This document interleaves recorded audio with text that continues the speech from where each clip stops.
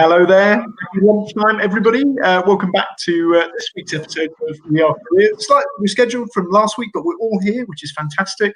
And in for a really, or what we feel is going to be a really interesting episode, which we'll kind of come on to very shortly.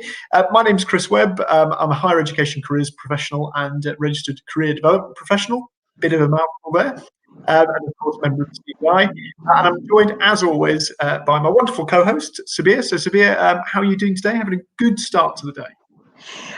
Do you know what? The sun is shining and I feel sunshine inside of me, so I am super happy. And like you said, this is a topic that I'm super excited about talking about here today for very selfish reasons, if I'm completely honest, actually, because this is an area of sort of specialism of work that we all do as practitioners, that where I've got gaps and I want to learn more and I want to add value so that I'm able to serve my community that I work with a lot more better. So I'm super excited that we've got Katie Carmichael with us today.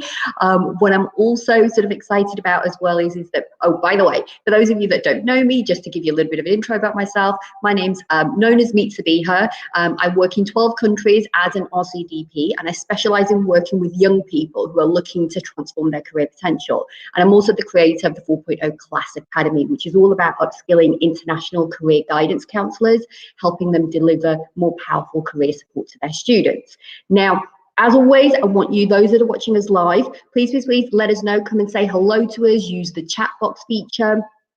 We want to know, let us know your name. Also, let us know where you're watching from and what area of work you specialize in. And if you have any specific questions for our guest today, Katie, who's going to be talking about neurodiversity, pop them in the chat box now. The earlier you get them in, the sooner that we can sort of talk about them. Now, also as well, each week or each show, should I say, we like to celebrate our newest members and give them a warm welcome to the CDI community.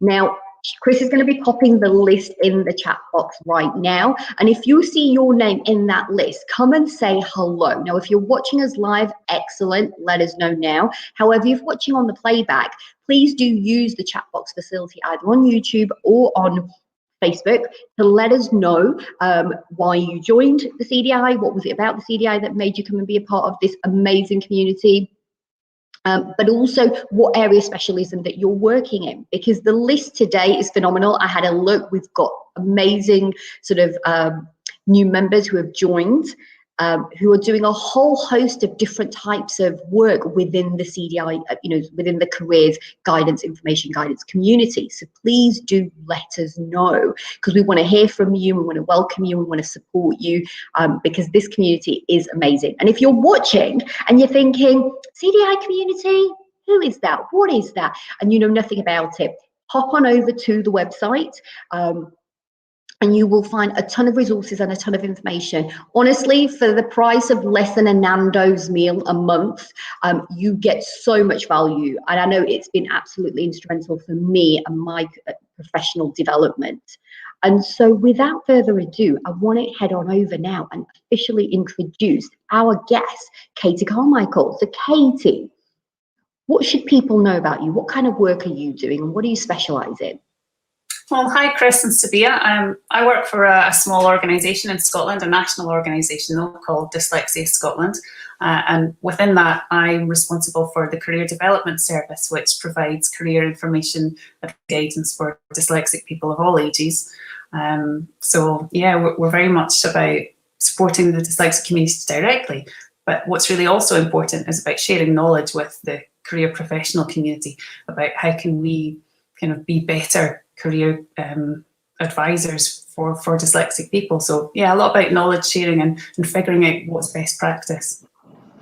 Excellent. And I can imagine, Katie, as well, especially since, we've all had to transfer over and go virtual, that in itself has brought its own challenges. And I know we're going to be diving a little bit into that. And I just want to head on over to the comments because we've got people here. We've got somebody here that's from Nottingham. So excited to hear Katie talk today. So Katie, you clearly got fans because they're following you.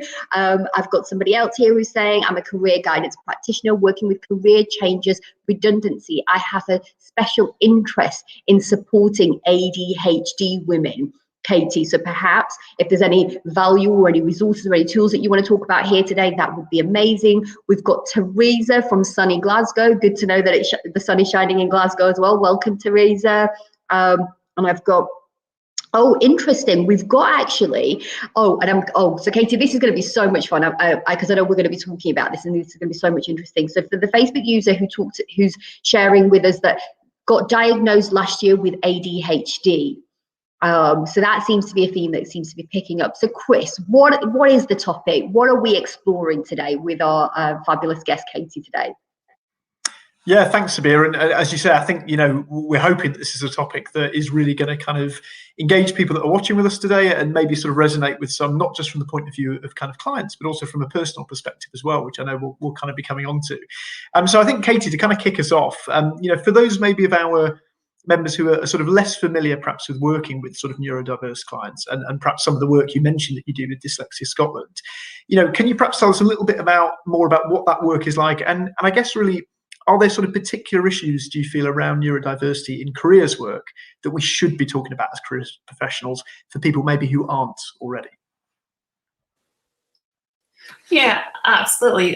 Thanks, Chris. I think some of the really key issues that are particularly prominent with dyslexic people I work with is that they're often hyper-focused on their difficulties. And as career professionals, we're always about getting people to think about their strengths. So strengths-focused approach is particularly important for this community of individuals, particularly the adults that I work with, who've maybe been told all of their lives that they're slow or that they're stupid or that they're lazy. And when you hear these things enough, you really believe it, don't you? So by the time we're working with these adults in these very compressed little periods of time, maybe in a 15-minute or a 1 hour something, there's an awful lot of stuff to unpick. There's a lot of kind of deeply ingrained nasty self-beliefs. That there's a lot, and there's a lot of work to do around understanding those strengths, and that can be a lot of work for an individual who finds that really hard to believe about themselves.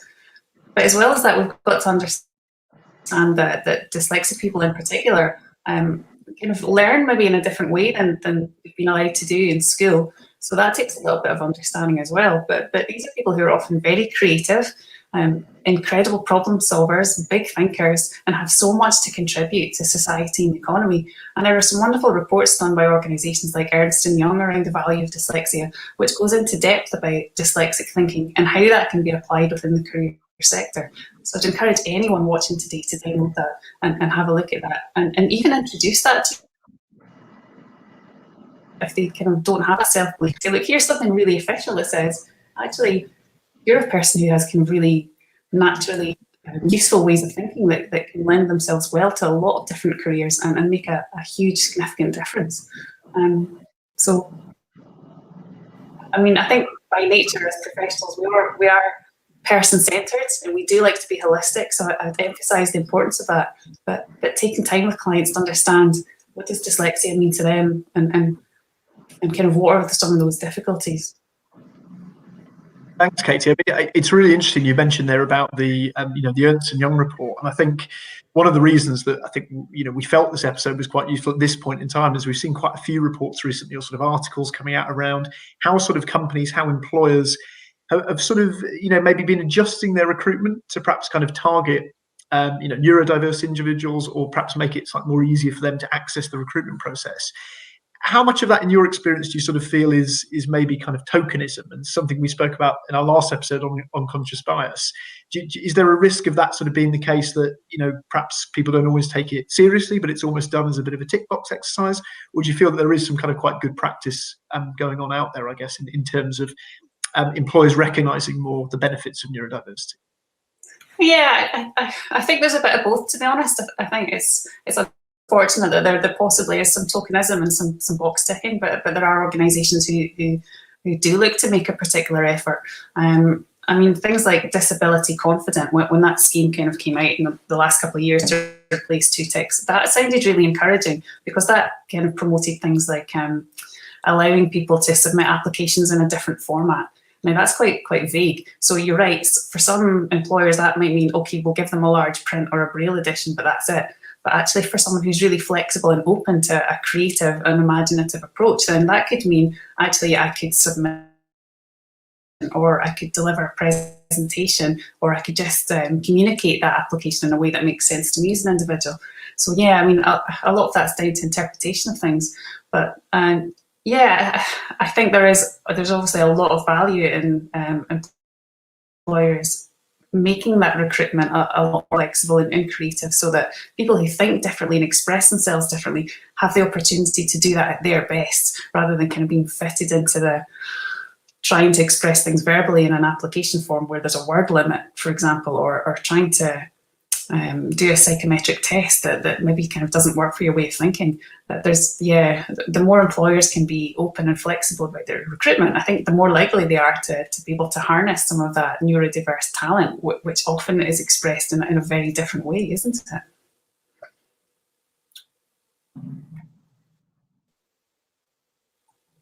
Yeah, absolutely. Sorry, we were both caught on mute there, Katie.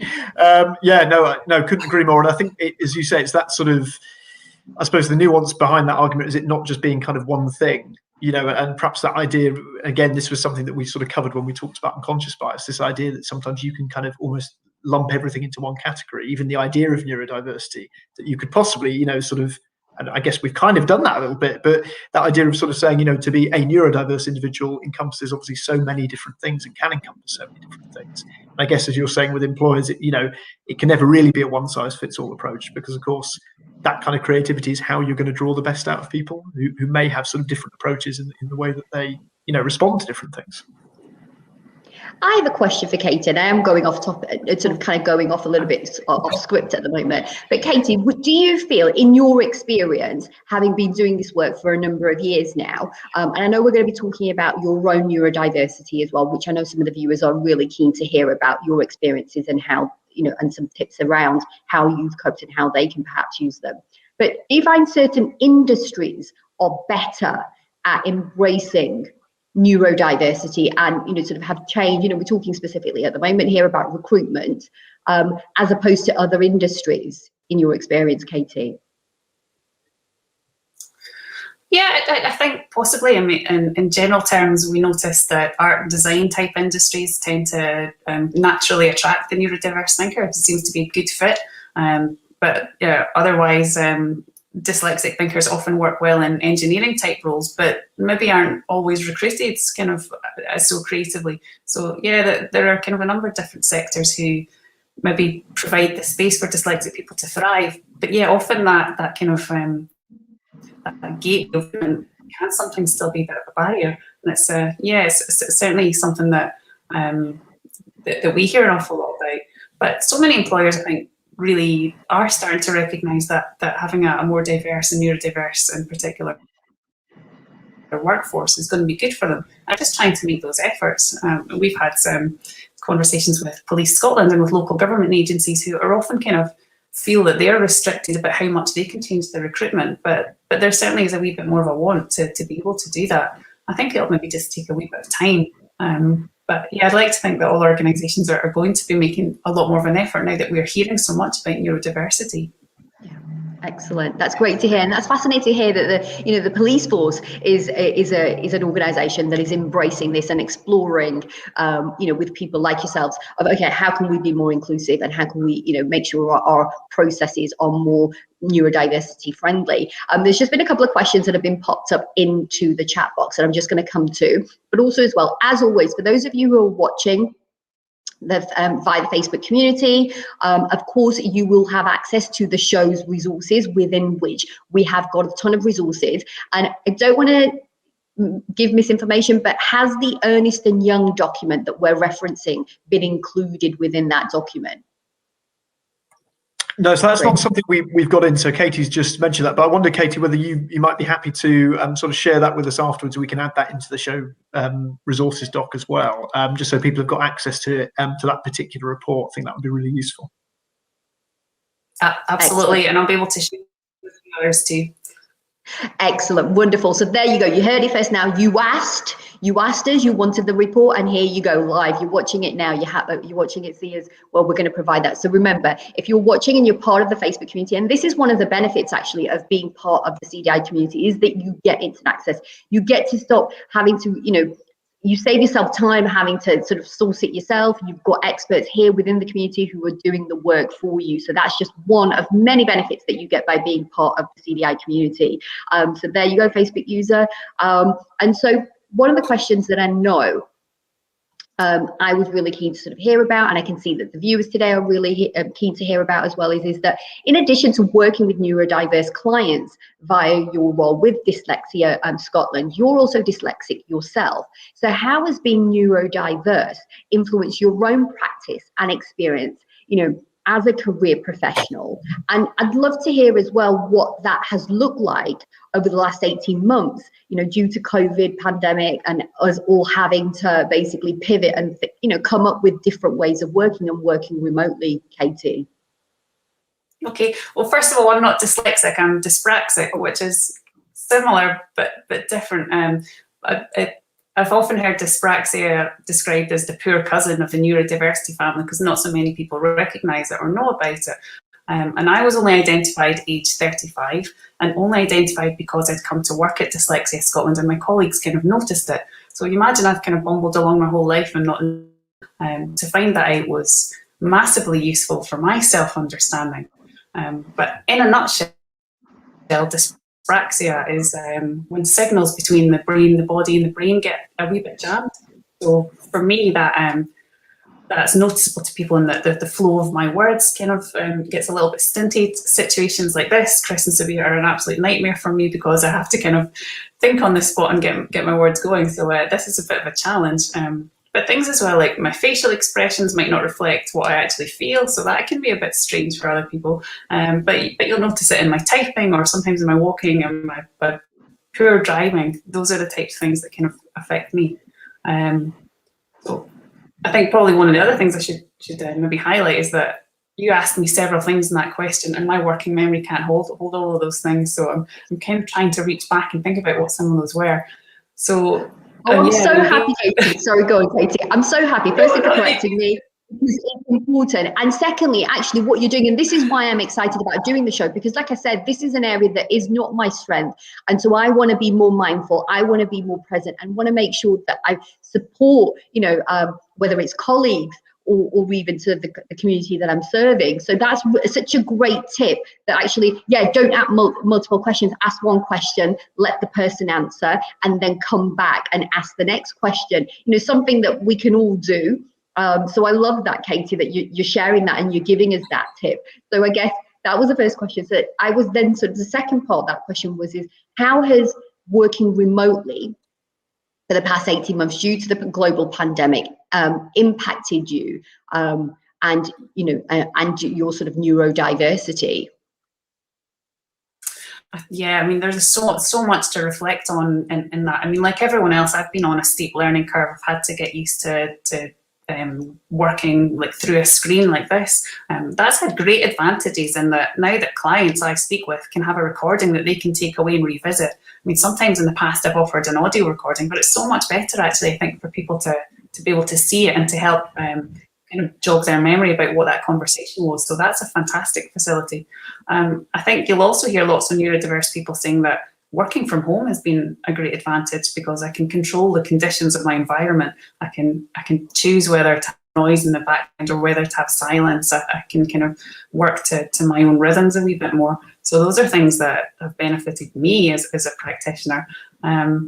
Yeah, I think it's been in many ways quite positive.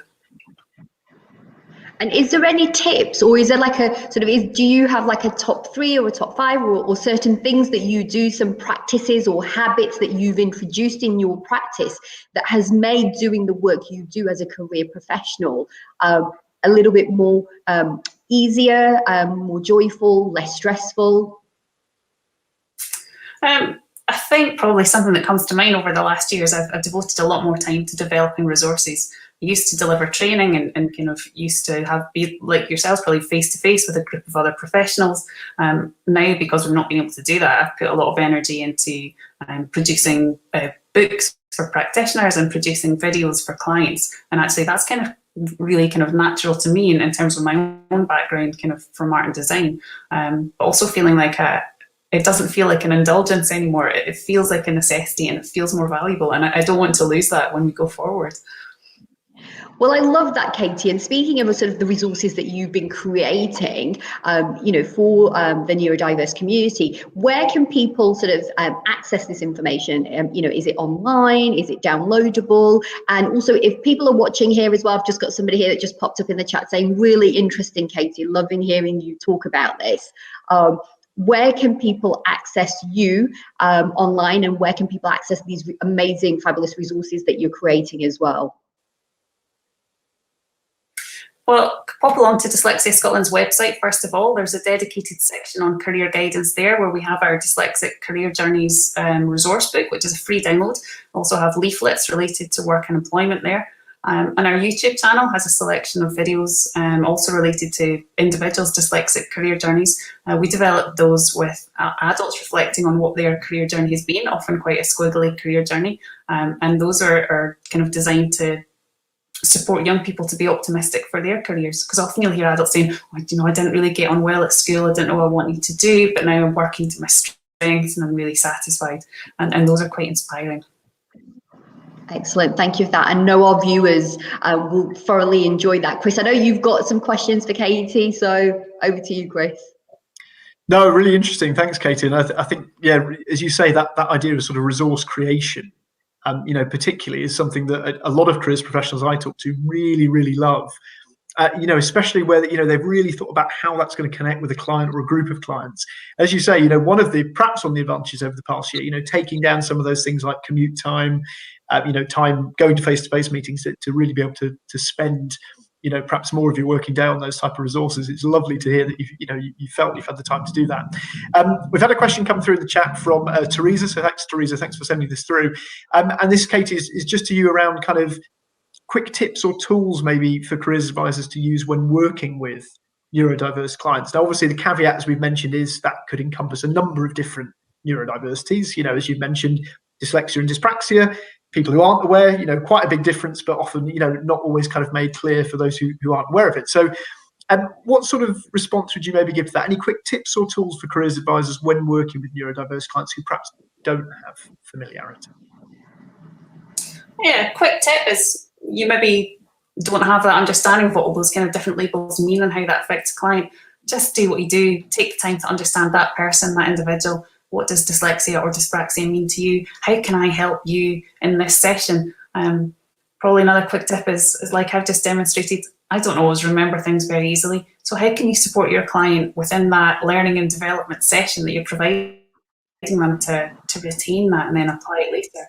You'll often find with your neurodiverse clients that they need a lot of overlearning. So you might need to have the same conversation several times before that kind of beds in. Can you make your practice a wee bit more multi-sensory? Can it be tactile, visual, audio orientated to kind of make that a richer and more memorable experience for them? And some things that we often do with clients is something that we take for granted, a CV that someone can come in and just reel off their information and we can help them put it in order.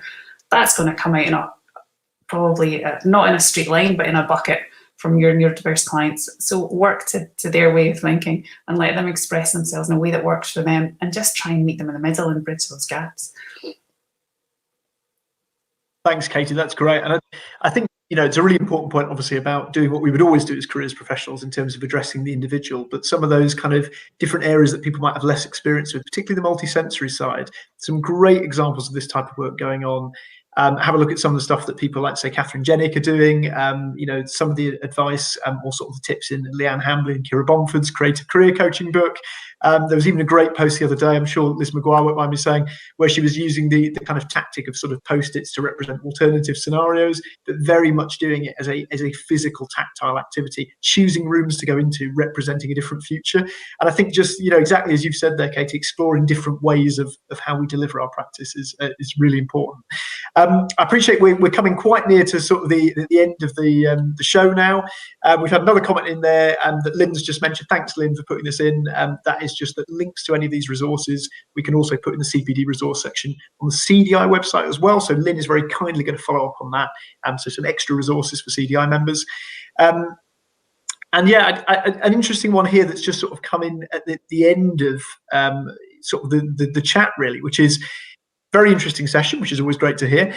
But about disclosure, which is something we've not really talked about, but is an interesting thing to maybe just kind of pick on very quickly before we finish. So Facebook user here has mentioned, would someone disclose or mention neurodiversity in interactions like interviews? Now, this is, so I assume we're talking job interviews here. Now, this is quite interesting because we could probably have a whole show about the idea of disclosure for disability, mental health, all these sort of things, and neurodiversity. But perhaps just to kind of touch on it very quickly, what are your thoughts here, Katie, in relation to this user's question around, would you mention neurodiversity as something within a job interview? Yeah, absolutely. It's a personal choice. The types of things I hear from dyslexic people is, I don't want to mention it because, I mean, you talked about unconscious bias last week. That might immediately make me dismissed by the employer if they think that, you know, I'm not going to be an effective employee. But equally, learning to talk about it in a positive way is helpful.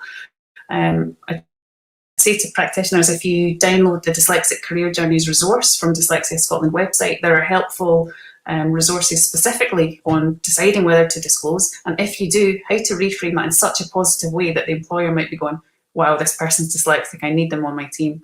So those might be helpful.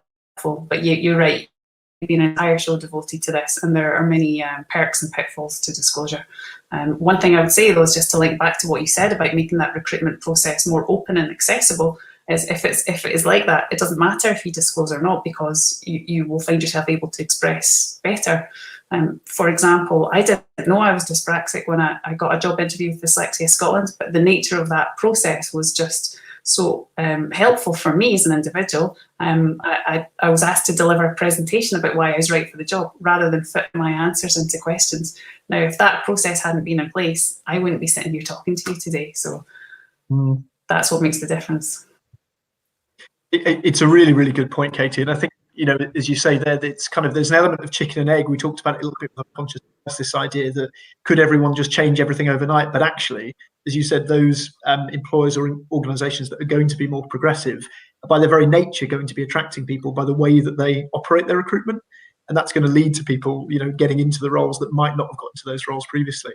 I suppose just before we kind of finish, what would be really, really interesting to hear from sort of your perspective is, we mentioned earlier that, you know, neurodiversity is kind of getting talked about a little bit more, and it's a similar way to when we talked about unconscious bias a few weeks ago.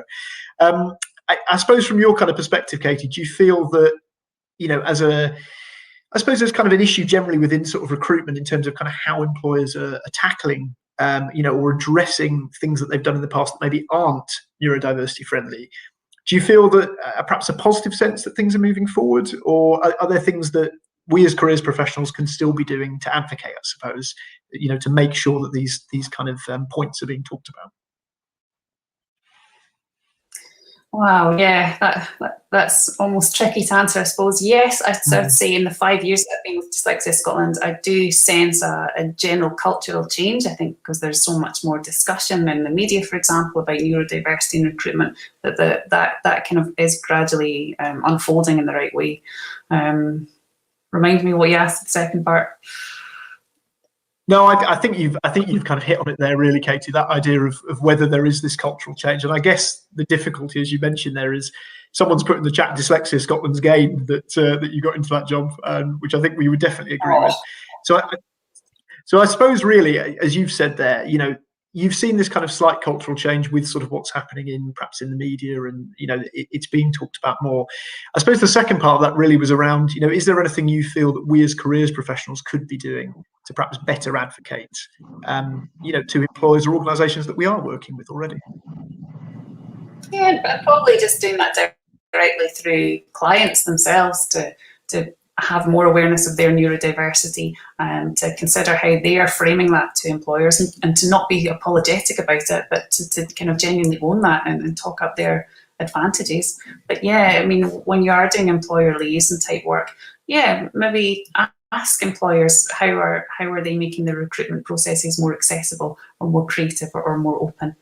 So yeah, I mean, I think there's an opportunity there to nurture that both in the clients and to have words in employers' ears about how they can be better. And a lot, you've given us a lot to talk about there and a lot to think about, Katie, because Lynn's just followed up in the chat saying following up after our kind of practitioner research webinar, maybe some small scale practitioner research on neurodiversity and ways of working, so perhaps something else that we could look at within the CDI. And I think also, as you've given us a number of future episode titles there we can delve into, certainly around that idea of kind of recruitment, creative recruitment. And also I think, in terms of things like disclosure and again, how we support clients with that. So you've given us some bumper bonus information there, Katie. Good, thank you. So thanks so much for your time, Katie. If you've been watching this and you've kind of enjoyed what Katie's talked about, as we've mentioned, all of the details about sort of the work that Katie's been doing and some of those additional resources we've talked about will be in the show resources doc that we'll post on the Facebook group shortly after the show. But that sort of brought us to the end of or close to the end of the show. But I think, Sabia, we've still got some interesting stuff around the CDI news and general careers news. So I'm going to pass straight back to you. What's kind of been happening with the CDI? Thank you. Oh my God, there's so much coming up for coming to the end of June, but also heading into July now as we're heading into sort of kind of fully fledged summer. So there's a whole host of things. It was a struggle for me this week to sort of narrow it down. So what I've done is I've highlighted my top 3, and then what I'm going to do is I've added some additional 3 sort of things that are happening at the CDI in the resources bonus document that you're going to get access to in the Facebook community. And I just wanted to sort of pick up on something actually that Lynn was sort of talking about, which is that so she's talking about obviously the webinar practitioner. Honestly, every time I go onto the CDI website, and this is just kind of from my perspective, every week there's new things on there. There's like new research papers, there's new sort of training, webinars, digital bites. So if you're somebody who hasn't visited the website recently, I highly encourage you, head on over to the website, go and take a look, because every other day I feel as if there's some new information that is being included in there. Now, Katie, I know some people that will be watching. I just wanted to make this clear to everybody that's watching either live or on the playback. And you've talked about a ton of resources that Dyslexia Scotland is providing, which is the organisation that you currently work for. Now, am I right in assuming that even if you're not Scotland based, whether you're in England or any other part of the world, because you're watching internationally, that these free resources and tools can be accessed? Is that correct?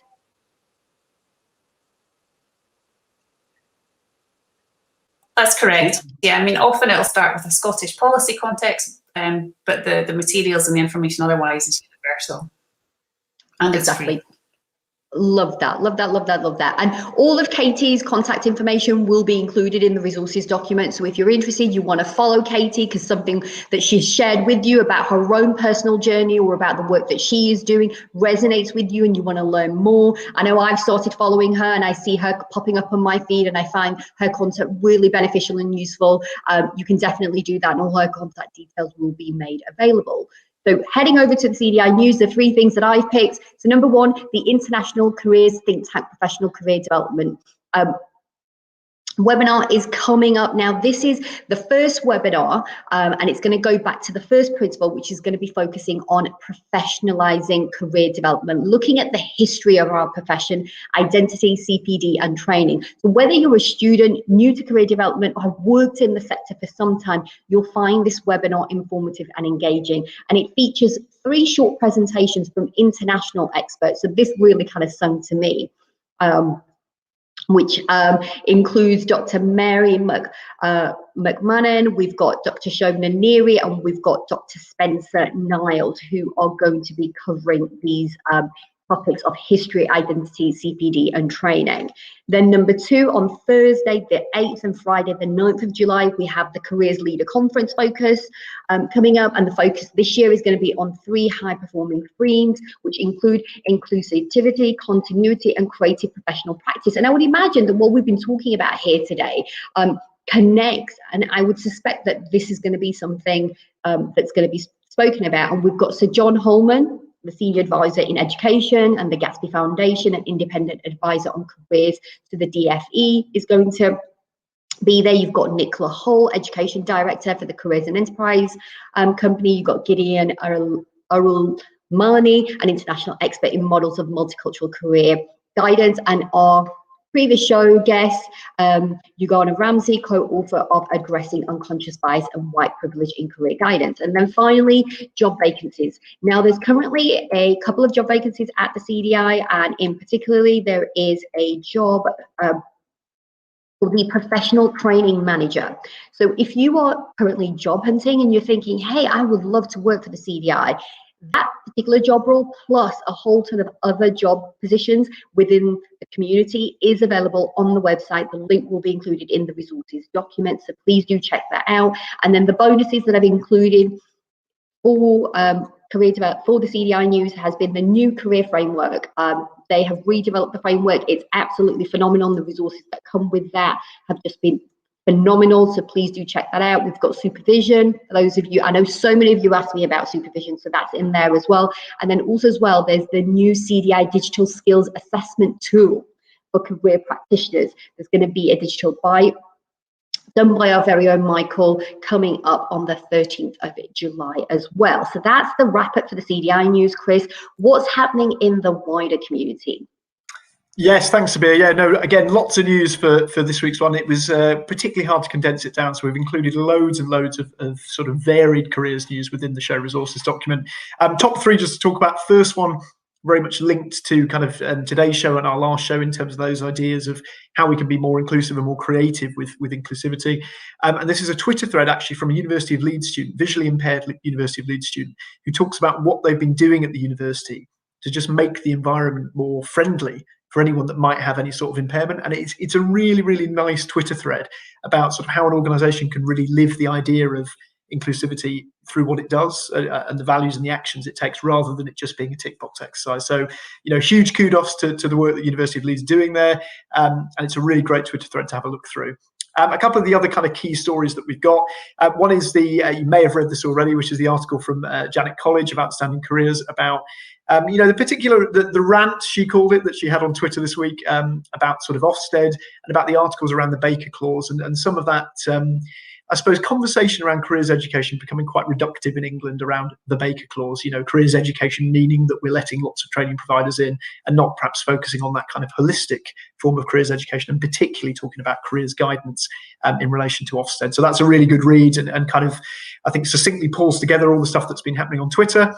And then finally, again, a bit of a kind of a provocative headline, but an interesting Guardian article about the idea that during the pandemic, shelf stacking jobs have been more valuable than master's degrees. The headline is there to provoke. The article is actually a lot more nuanced, but really talking about the idea of students who perhaps progressed into postgraduate study, you know, thinking about perhaps that year out of the job market, and thinking about, you know, where that's maybe had benefits and maybe where it hasn't, and, you know, essentially the overarching importance of having workplace skills in addition to any kind of academic qualifications as well. So some really interesting stuff within there. Some great bonuses in the show resources doc as well. And again, we'll be posting that on the Facebook group shortly after the show is finished. So that sort of brings us very nicely to the end of the show. We're actually going to be back next week. You don't even have to wait an extra week to see us. We're back next Wednesday. We're keeping an eye out on the Facebook group and on the YouTube for the times. We're just kind of in the process of working out, will it be the same time, will it be a slightly different time next week? Because we've got two guests coming to us to talk about international student and graduate employability. That's Dhruv Krishnaraj from Student Circus and Louise Nicole from Asia Careers Group. So there's some time differences within there, which is why the show may have a slightly different timing to it. But keep an eye out for that. It is the week that the graduate immigration route launches in the UK. That's the new visa for international students and graduates. So really kind of topical show and an issue that has an impact not just on higher education careers professionals, but many other careers professionals in the UK as well. So do keep an eye out for that one. All that remains left to be said is a massive thank you to Katie for joining us today. I think Katie might have frozen, but thank you to Katie for being here. Thank you, Katie. Thank you. Thanks, Sabir. Thanks so much for being a wonderful co-host as always. A pleasure as always. And then finally, thank you to you, the viewers, who take the time out of whether it's your lunch break, afternoon tea, evening, just before tea, dinner time. We appreciate it. We love your feedback. We love the engagement. Please do continue letting us know. You know, it's always great to hear the feedback and include you in the show. It's, this is one of the reasons why we set this the show up. So, and I think that's it, right, Chris? We're done for this week. Thank you for joining us, and we'll see you next week. So thank you, everybody. Have a great week, everyone. And for our English careers professionals, it's coming home.